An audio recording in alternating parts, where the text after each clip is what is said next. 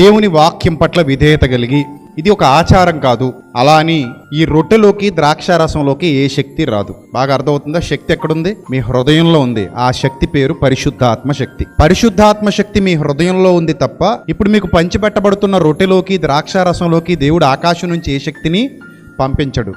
ప్రార్థన చేసిన తర్వాత అందులోకి ఏవో శక్తులు వస్తాయి అనుకుంటే పొరపాటు. ఎందుకంటే ఇప్పుడు రొట్టె ద్రాక్షారసం మీకు అందరికీ పంచిపెట్టిన తర్వాత కొంత మిగిలిపోయిందని పక్కన పెడతాం. సాయంత్రానికి మరి అది ఏమవుతుంది? పాడవుతుందా?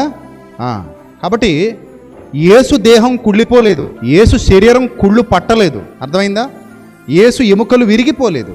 అయితే దేవుడు ఈ యొక్క కార్యక్రమంలో రొట్టెలోకి ద్రాక్షారసంలోకి శక్తిని పంపిస్తాను కాబట్టి మీరు తీసుకోండి అని మనకు బైబిల్ గ్రంథంలో వ్రాయించలేదు. కొంతమంది తెలియక మోసపోతున్నారు, సత్యం ఎరుగక. అలా వదిలేస్తే సాయంత్రానికి ఆ రొట్టె కూడా పాచిపోద్ది, వాసన వస్తుంది.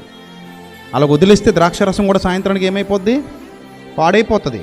శక్తి వస్తే పాడవకూడదు. మరి మన్నా పాడవదు, దాచుకోండి అన్నప్పుడు ఏమవలేదు, అది పాడవలేదు, దాచుకున్నారు. అర్థమైందా? ఇప్పుడు ఏదో శక్తి వస్తుంది కాబట్టి మేము తీసుకోవడానికి ఇక్కడికి వచ్చామనే భ్రమలో భావజాలలో బ్రతికేవారు సత్య సంబంధులు కారు. రొట్టెలోకి ద్రాక్షారసంలోకి శక్తులు రావట్లేదు, కానీ రొట్టె ద్రాక్షారసం అనే నియమానికి కట్టుబడ్డప్పుడు నీలోనికి దేవుని వాక్యం ద్వారా వచ్చేటువంటి శక్తి ఉంటుంది, నీలో ఉంటుంది. అది ఆ శక్తి నీకు ఏమి నేర్పిస్తుందంటే, దేవుని వాక్యం ద్వారా నీలోకి వచ్చే శక్తి నీకు ఏమి నేర్పిస్తుందంటే, నాయనా ఇది ప్రభు యొక్క శరీరం అని భావించి, ఇది ప్రభు యొక్క రక్తం అని భావించి నువ్వు దానిని తీసుకుంటున్నప్పుడు ఆయన మరణాన్ని స్మరణకు తెచ్చుకో, ఆయన త్యాగాన్ని గుర్తు చేసుకో.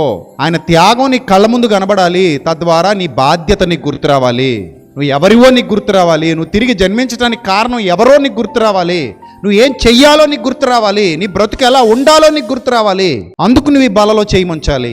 అప్పుడు నీ స్మరణకు రావాల్సింది, నా కొరకు నలుగొట్టబడిన నా ప్రభుదేహం రొట్టె వలె నలుగొట్టబడింది. దానికి సాదృశ్యంగా రొట్టెలో చెయ్యి ముంచుతున్నాను.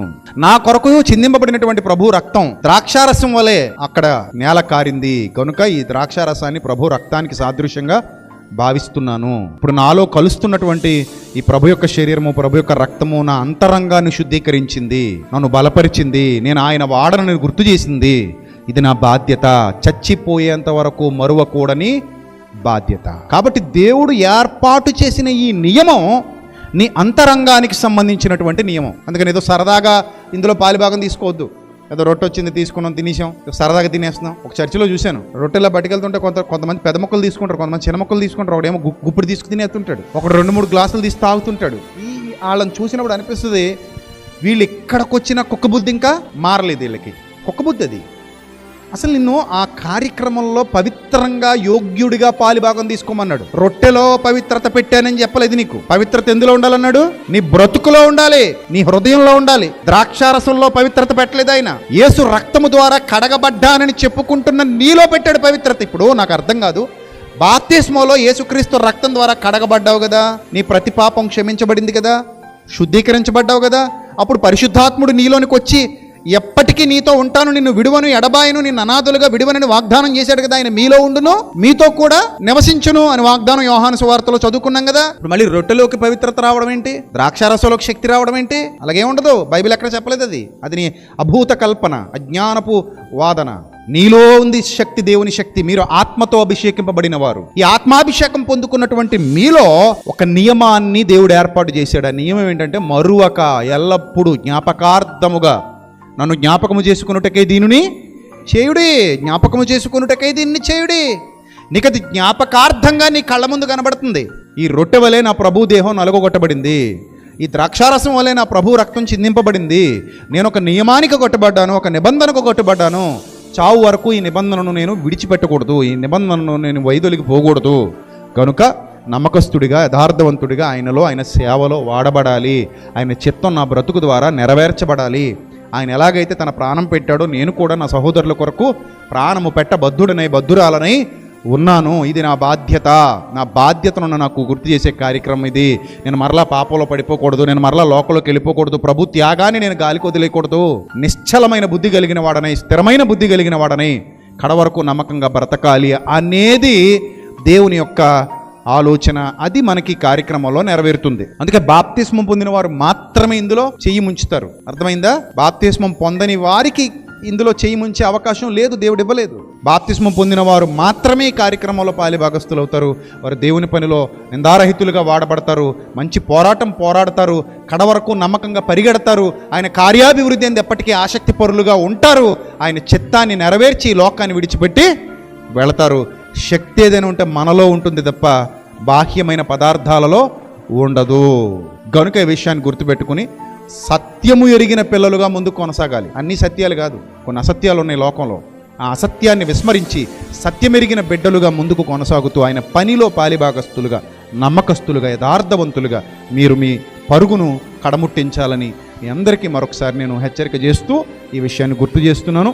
ఎప్పుడు మర్చిపోకండి, రొట్టెల్లో చేయి ముంచుతున్నావా, ప్రభు యొక్క శరీరాన్ని జ్ఞప్తికి తెచ్చుకోండి, జ్ఞాపకార్థంగా జ్ఞాపకమునకు తెచ్చుకోండి. ఆ ద్రాక్షారసాన్ని తీసుకుంటున్నావా, స్వీకరిస్తున్నావా, ప్రభు యొక్క రక్తాన్ని స్మరణకు తెచ్చుకోండి, ఆయన త్యాగాన్ని స్మరణకు తెచ్చుకోండి.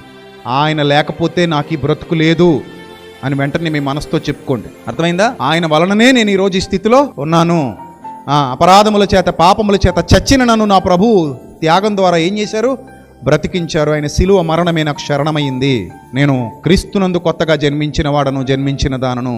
ఆయన త్యాగానికి గుర్తుగా ఇదిగో నేను ఈ పాలిభాగం తీసుకుంటున్నాను, నేను రొట్టెలో ద్రాక్షారసంలో పాలిభాగం తీసుకుంటున్నాను.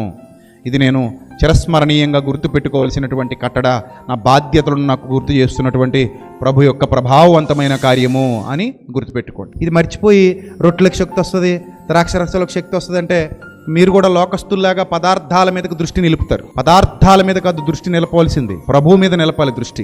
అది మీ స్మరణకు గుర్తురాలి. ఒక ఎగ్జాంపుల్ చెప్పి నేను ముగిస్తాను. మంగళసూత్రాలు వేసి తిరుగుతున్నారు అక్క చెల్లెమ్మలందరూ. భర్త ఇంపార్టెంటా, మంగళసూత్రం ఇంపార్టెంటా? కరెక్ట్గా చెప్పాలి. భర్త ఉండబట్టే దేనికి విలువిచ్చాం? మంగళసూత్రానికి విలువిచ్చాం. భర్త ఉండబట్టే ఉంగరానికి విలువిచ్చాం. అంతేనా? అదే భర్తే లేనప్పుడు వాటితో ప్రయోజనం లేదు. క్రీస్తుని బట్టే రొట్టెకు విలువ పెరిగింది, క్రీస్తుని బట్టే ద్రాక్షారసానికి విలువ పెరిగింది. క్రీస్తే లేకపోతే రొట్టెలోనూ ద్రాక్షారసంలో కూడా ఏమీ ఉండదు. సమస్తము క్రీస్తులోనే ఉంది, సమస్తము పరిశుద్ధాత్మలోనే ఉంది. కనుక ఈ రొట్టెను స్వీకరించేటప్పుడు కూడా ఏమని స్వీకరించమన్నాడు? మీరు చదువుకుంటారు లేఖన భాగాన్ని, చదువుకున్నారు ఆల్రెడీ లేఖన భాగాన్ని. కొరింథీయులకు రాసిన మొదటి పత్రిక 11వ అధ్యాయము 23వ వచనం నుంచి మీరు చదువుకున్నారు.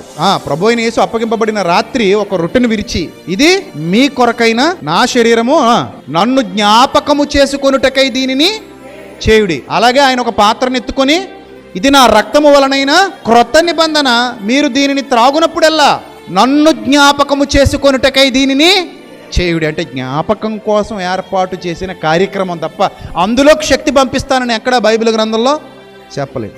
పాయింట్ మీకు, వాక్యాన్ని వదిలేసి ఎటో పోకండి లోకం వైపుకి, అందులోకి ఏ శక్తి రావట్లా. ఆ జ్ఞాపకం కోసం మనం ఈ కార్యక్రమంలో ఉన్నాం.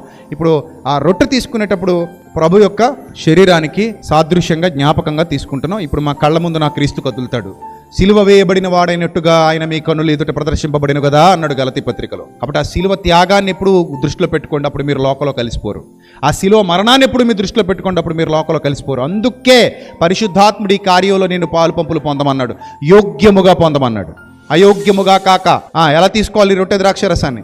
యోగ్యంగా, ప్రభు యొక్క శిలువ మరణాన్ని హృదయంలో ఉంచుకున్న వారుగా ఈ యొక్క కార్యంలో మీరందరూ పాలిభాగస్తులు కావాల్సిన వారై ఉన్నారు. అలా లేనప్పుడు మీరు శాపగ్రస్తులు అవుతారు. సాధారణంగా ఏదో వచ్చాము తీసుకుంటున్నాం, యోగ్యత లేదు, ఏమీ లేదు, మనం ఇష్టం వచ్చినట్టుగా బతుకుతూ ఉంటాం. ప్రభు యొక్క మరణానికి, ఆయన త్యాగానికి విలువ ఉండదు మా బ్రతుకుల్లో. కానీ వచ్చి రొట్టె ద్రాక్షరసం ప్రార్థన చేసుకుని శిలువ పాట పాడుకుంటూ తింటామంటే కనుక అది ప్రయోజనకరం కాదు. కాబట్టి మీ భక్తి జీవితాన్ని పరీక్షించుకోవాలని మరొకసారి మీ అందరికీ తెలియజేస్తూ, మీ స్వార్థ పరిచర్య విధానం ఎలా ఉందో పరీక్షించుకోవాలని మీ అందరికీ మరొకసారి తెలియజేస్తూ నా యొక్క ఈ హెచ్చరికలు ముగిస్తున్నాను.